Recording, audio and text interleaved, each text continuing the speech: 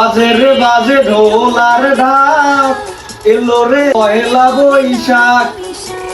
Hello everyone, আসসালামু আলাইকুম। আশা করি সকলে ভালো আছেন। সবাইকে শুভ নববর্ষের শুভেচ্ছা।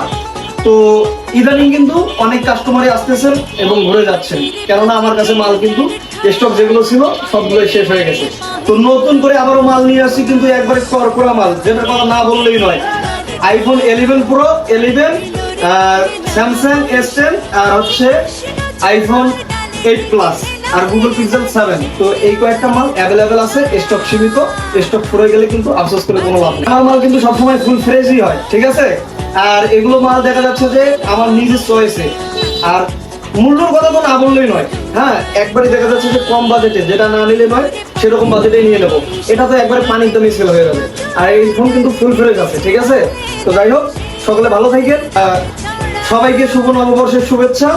আর যাই হোক, মাল কিন্তু স্টক সীমিত, খুব দ্রুত সম্ভব চলে আসবে।